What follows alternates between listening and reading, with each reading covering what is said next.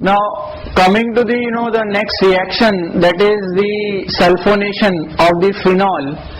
Now for the sulfonation, what reagent do we use is basically the concentrated H2SO4. Now when you add this phenol in the concentrated H2SO4, that means you are adding H2SO4 into the phenol. So what you get basically is the orthohydroxybenzene. What you get is basically the orthohydroxybenzene sulfonic acid, and we get the parahydroxybenzene sulfonic acid. Now in this reaction basically what we have obtained is only the monosubstituted product, and this is because we do not have any polar solvent. So that is why the monosubstitution has taken place. And the important point over here is that if you carry out the reaction at, let us say, 25 degrees Celsius, which is 298 Kelvin, then we get ortho product as the major product. Whereas if you carry out the reaction, that is sulfonation, at 100 degrees Celsius, which is 373 Kelvin, you will get the para product as the major product. Now the another example of the electrophilic substitution reactions of the phenol is the nitration reaction. Now if you remember that when I discussed about the nitration reaction, there I told you different reagents we can use for the nitration. Like we can use HNO3, we also can use concentrated HNO3 along with the concentrated H2SO4.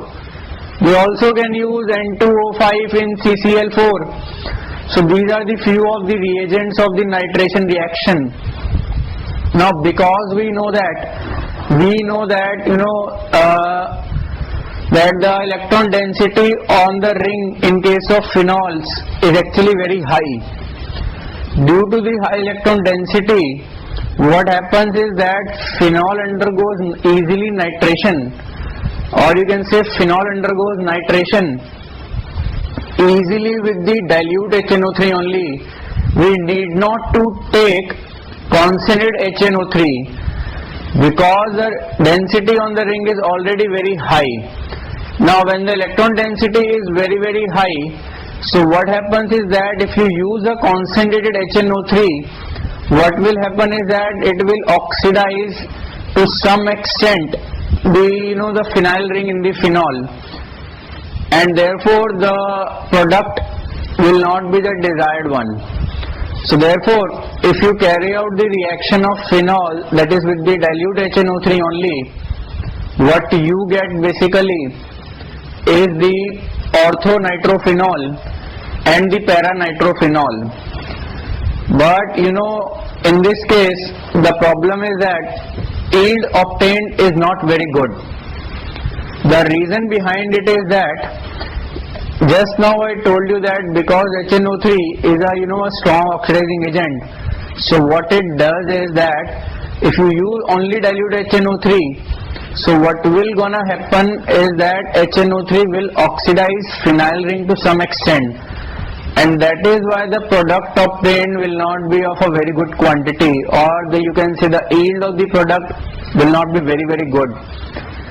So therefore, for the monosubstituted nitration products, what you can do is that you first of all carry out the nitrosation of the phenol molecule, and then you carry out the nitration, that is then you can add dilute HNO3. So what will this nitration help us in this case? I'll let you know. So first of all, if you see the reaction, it is something like you have a phenol and you are adding a reagent of the nitrosation, which is HNO2. So what will gonna happen is that you will get a ortho nitrosophenol and you will get the para nitrosophenol. Again, important point over here is that this HNO2, which is called as in nitrous acid, is prepared in situ. And for that matter, again I have told you what are the ways by which we can prepare HNO2 in situ. So one of the example or one of the reagent for the nitrosation reaction we can take over here is, let us say we have NaNO2 and we have HCl. So what will gonna happen is that these two will react and hence they form HNO2 and NaCl. So this HNO2 actually will actually eliminate the electrophile, which is NO plus in the nitrosation.